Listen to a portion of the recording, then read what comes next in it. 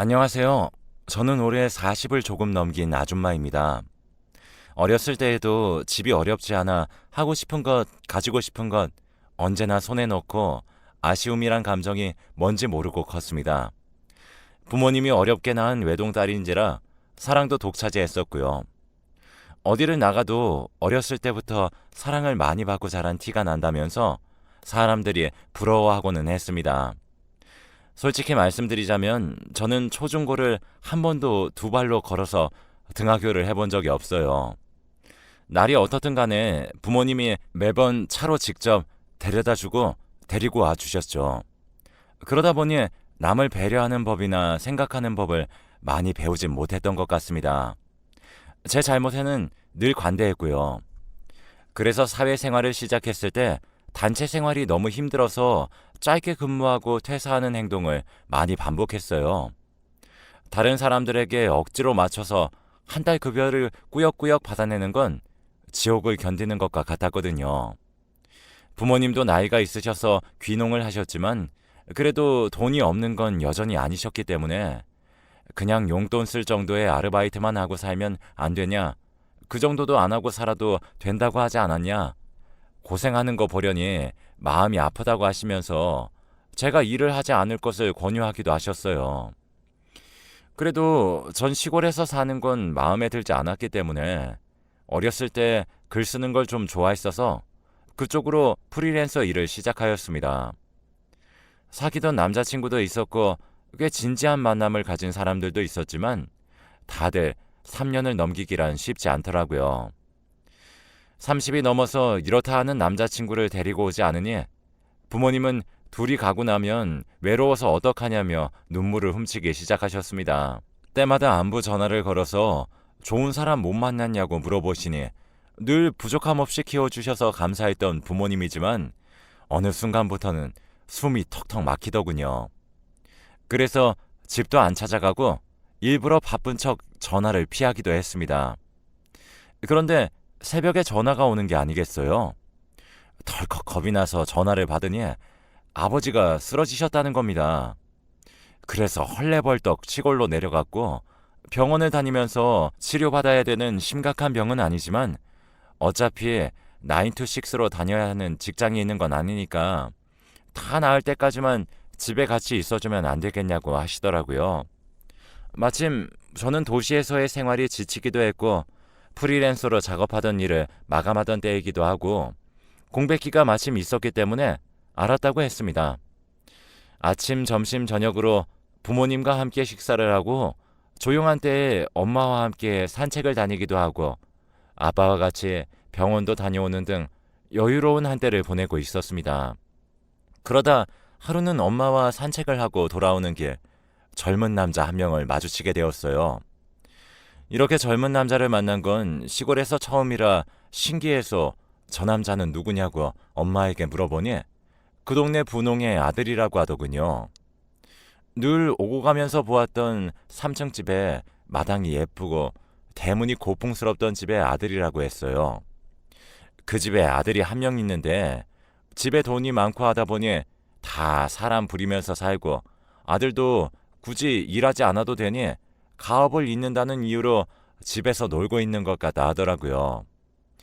그래도 뭔가를 하긴 하는 모양인지 집의 재산이 날이 갈수록 불어나고 있다는 소문을 들으셨다면서 저런 남자는 어떠냐고 엄마가 은근슬쩍 물어보시는 거예요. 전 관심 없다고 떡 줄 사람은 생각도 안 하는데 우리끼리 이런 이야기 하는 거 웃기지 않냐면서 대충 넘겼어요. 그런데 오지랖 넓은 우리 어머니 그 집 아들을 초대해 저녁도 해먹이고 저와 억지로 시간을 만들어 붙여놓게 하기 시작하셨습니다. 전 부끄러운 마음에 괜히 싫은 내색을 하면서 우리 엄마가 주책이니 이해해달라고 했죠. 그런데 하루는 그 남자가 헤어지기 전 제 손을 턱하니 잡으면서 내일 서울로 떠나냐고 묻기에 그렇다고 하니 떠나지 말고 자기와 같이 살자고 하는 겁니다. 전 얼떨결에 그 집 아들에게 청혼을 받았고 그 이후로는 폭포수에 몸을 실은 것처럼 모든 것이 속전속결로 진행되기 시작했습니다. 과연 분홍의 아들은 분홍의 아들이었습니다. 시댁은 대놓고 돈 자랑을 하진 않으셨지만 드라마에서나 보던 여기서부터 여기까지가 내 땅이다 구분 짓는 것도 우습다는 등 그냥 여기 전체가 자신들의 땅이라고 생각하면 된다면서 결혼하게 되면 새아가 앞으로도 땅 몇 개 떼어주겠다고 하시더라고요. 또 서울에서 살던 사람이니 내려와서 사는 건 자기들의 과욕이고 과욕으로 화를 입고 싶은 마음도 없다면서 서울 강남구에 60평짜리 아파트도 알아봐 주시겠다고 하셨어요. 그 근처 상가 건물도 하나 가지고 계신데 그걸 넘겨줄 테니 거기서 나오는 세 받아서 남편과 둘이서 오붓하게 살라 하시는 거 아니겠어요? 또 차가 많이 낡았던데 이참에 새 차로 바꾸는 건 어떻겠냐고 물어봐 주시고 너무 감사하더라고요. 감사한 마음이 드는 한편 우리 집도 부족함이 없는 집인데 이렇게 밖에 좀 자존심 상하는 것도 있었지만 내심 이 남자한테 무슨 문제가 있나, 무슨 하자가 있길래 나한테 이 모든 걸 다 주겠다고 하면서 유혹하는 걸까 싶은 거예요. 농담 삼아 어르신들한테 아무리 봐도 울 신랑이 손해보는 결혼인데 이 많은 것들을 저에게 주신다고 하니 의심스럽다고 무슨 비밀이 있으시냐고 하니 기분 나빠하실 줄 알았는데 얼굴이 빨개지시면서 그런 거 아니라고 그냥 둘이 행복하게 살아주면 좋겠다고 애도 낳지 말고 둘이서만 행복하게 살아주면 안 되겠냐. 그게 두 분의 소원이라는 거예요. 아니 뭐 저도 아이 낳아서 키울 생각은 없었어요. 결혼을 해도 제 삶이 더 중요할 건 분명했으니까요. 누군가를 돌보는 것 또한 자신 없었죠. 아무튼 그때 알았다고 하고 난 이후에 부동산 계약을 하던 날이었습니다. 제 앞으로 된 계약서에 도장 찍기 직전이었어요. 어머님께 급한 전화가 와서 계약서의 도장은 내일 찍으면 안 되겠냐고 하고 전 어머니를 모시고 급히 시골로 내려갔죠. 그리고 전 충격을 받게 됩니다. 너무 화목한 새 가족이었거든요.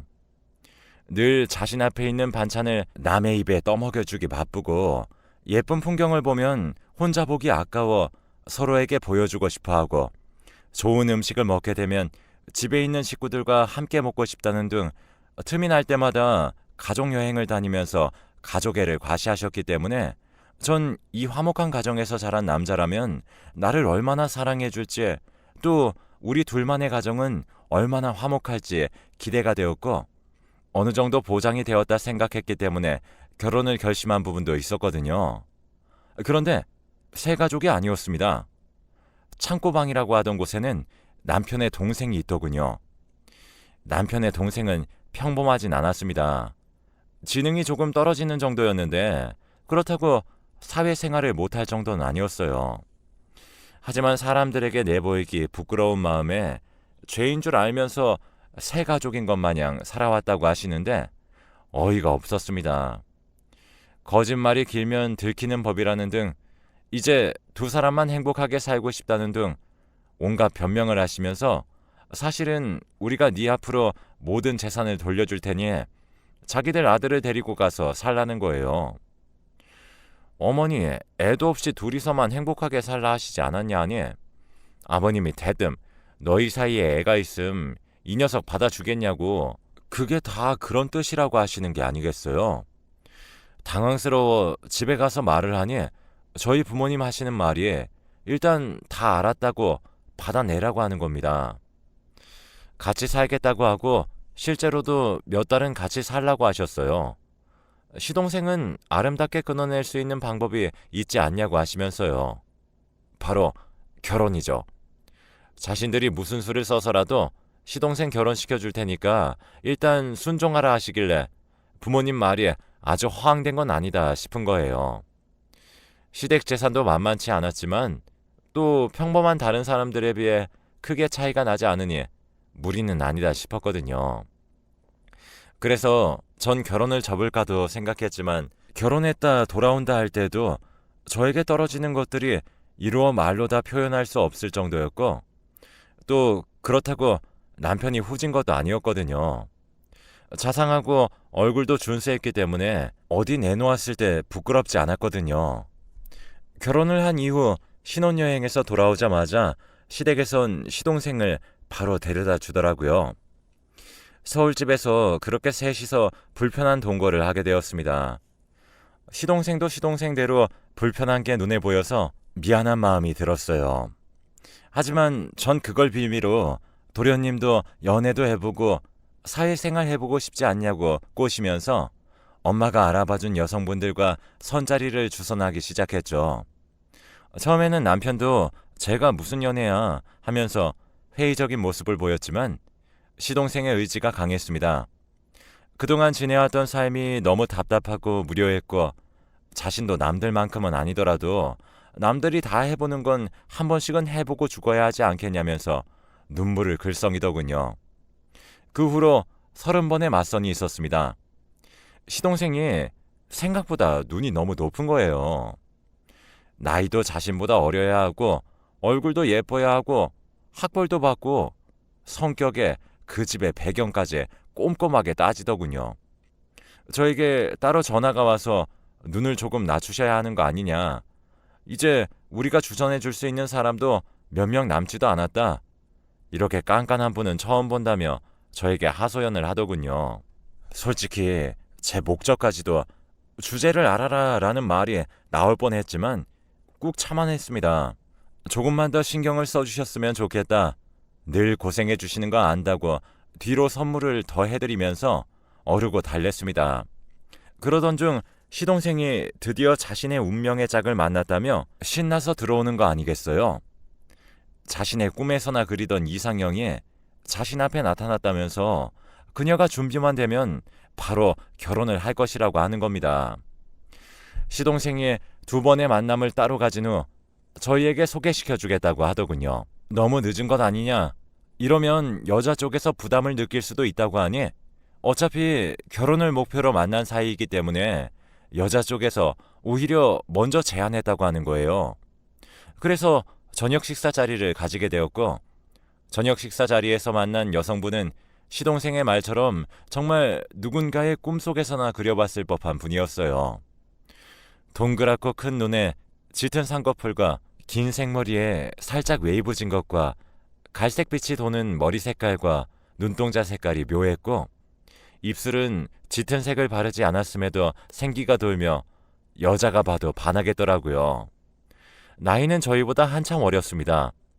시동생과 비교하면 8살 정도 차이가 났어요. 저는 이렇게 어린 나이에 다양한 사람과 연애도 해보고 싶을 거고 하고 싶은 일도 많을 텐데 웬 결혼이냐고 물으니 어렸을 적부터 가정을 빨리 이루고 싶은 꿈도 있었고 결혼한다고 해서 여자 인생이 끝난다 생각하지도 않는다. 오히려 좋은 남자를 빨리 만나서 가정을 차리는 게 여자한테는 그게 제일이지 않냐고 하길래 설득당해 버렸죠. 둘은 그 주에 바로 시댁에 가서 인사를 드린다고 하더군요. 주말이 끝난 다음 날 어머니한테 바로 연락이 왔습니다. 시간을 내어 남편과 시골로 내려오라고 하셨어요. 시동생 모르게요. 내려가니 아무래도 그 여자를 무조건 잡아야겠다는 겁니다. 자기 아들 인생에 있어서 저런 여자가 나타날 수가 없다는 거예요. 그런데 나타났다. 이건 귀인이라는 거죠. 귀인을 서운하고 섭섭하게 해서 돌려보낸다. 이건 3대가 저주에 걸릴지도 모른다고 하시면서 하고 싶은 말을 두고 돌려 말하시길래 그래서 용건이 무엇이냐 여쭈어봤습니다. 그러니 시동생 와이프가 진짜 우리 집 사람이다 할 수 있을 때까지 조금만 희생해달라 하시는 거 아니겠어요? 집을 잠시 경기도 40평짜리로 옮기라고 하시고 주기로 했던 땅 중 일부도 먼저 팔아서 현금화시킨 다음 시동생네의 살림을 보태줘야겠다고 하시는 거예요. 뭘 얼마나 좋은 걸 해주려고 하시냐고 하니 강남의 펜트하우스 정도는 자가로 해줘야 하지 않겠냐고 하시는 거 있죠. 전 어이가 없어서 아무런 말도 못하고 벙쪄 있는데 남편이 덜컥 자기 앞으로 된 상가 건물이 있지 않냐고 그걸 내놓겠다고 하는 겁니다. 전 알고 있지도 못했던 상가를요. 여보 하고 소리 지르니 집안일이니 자기는 잠시 빠져 있으라고 하길래 제가 콧방귀를 꼈습니다. 전 이럴 때 의논을 할 친구도 없었기에 부모님에게 전화를 해 이런 상황을 다 말했죠. 다 말했더니 우리 계획대로 시동생을 떨굴 수 있는 기회인데 너도 잠시는 희생해야 하지 않겠냐면서 남편이 상가를 내놓겠다 했으니 집은 건드리지 말라 얘기해보라고 하시더군요. 그 대화를 다 듣기라도 하신 건지 남편이 상가를 주기로 했고 저에게 주시기로 한 것 중 땅도 일부를 팔게 되었으니 좀 질투날 마음만 잠시 접어두고 이해해달라 양해를 구하시더군요. 그래서 알았다 했습니다. 그렇게 시동생네는 강남 펜트하우스 자가로 신혼을 시작하게 되었어요. 그 여자한테는 저한테 주신 것보다 더 좋은 노른자 땅 상가를 주셨더라고요. 딱 봐도 제가 받을 세보다 그쪽이 받을 세가 몇 배가 되어 보였지만 좀만 참으라고 하셨으니까 또 엄마 말처럼 시동생을 자연스럽게 떼어낼 수 있는 기회니 참았습니다. 그리고 한두 달은 시동생네와 서로 집도 오가면서 사이좋게 지냈어요. 주말에는 함께 시댁을 내려가면서요. 그렇게 하루는 시동생 와이프가 둘만의 시간을 너무 못 가지는 것 같다고 좀 거리를 두고 싶다고 하는 거 아니겠어요?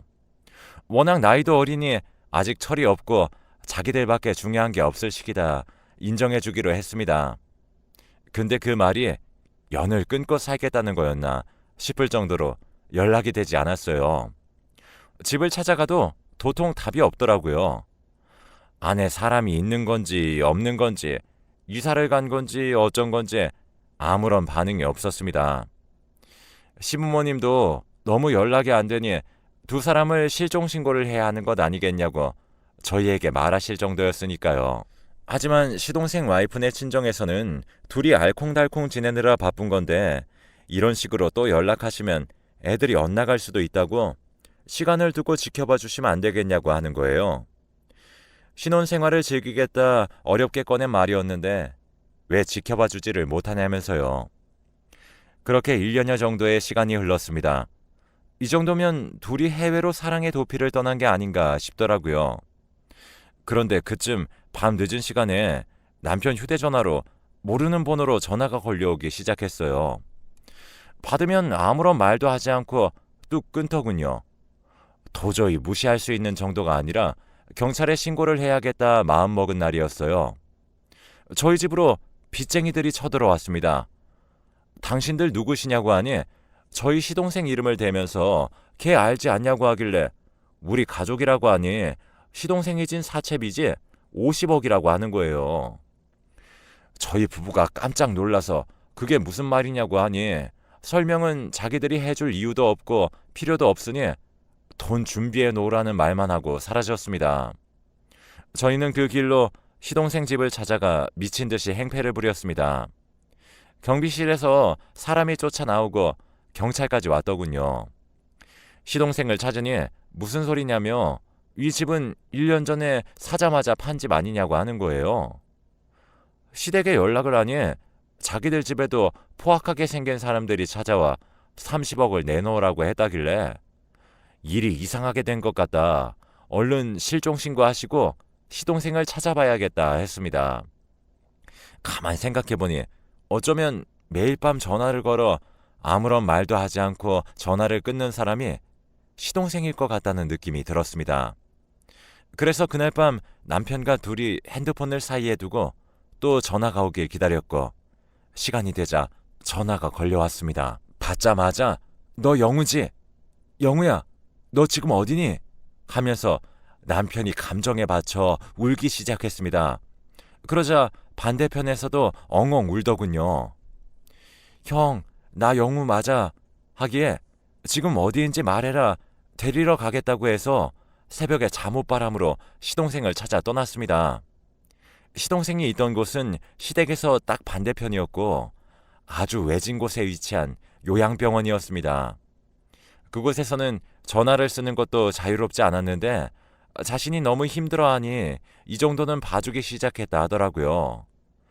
통통했던 시동생은 홀쭉해져서 시부모님이 보시면 못 알아보실 것 같다 싶을 정도로 달라져 있었습니다. 대체 너에게 무슨 일이 있었던 거냐고 남편이 물으니 시동생이 하는 말, 처음 한두 달은 정말 사랑인 줄 알았다고 했습니다. 하지만 그 모든 행동들이 자신을 사랑해서가 아니라 가족들을 안심시킨 다음 재산을 모두 가지고 튀기 위한 계략이었다고 하더군요. 오랜 기간 요양병원에 갇혀 남는 시간에 한 모든 생각들이 그쪽으로만 꽂히더라고 하는 겁니다. 그 사람이 친정이다 알려준 사람들도 모두 고용된 아르바이트였대요. 사실은 가족도 없고 여기저기 떠돌면서 사기치고 있는 여성이었던 것 같다더라고요.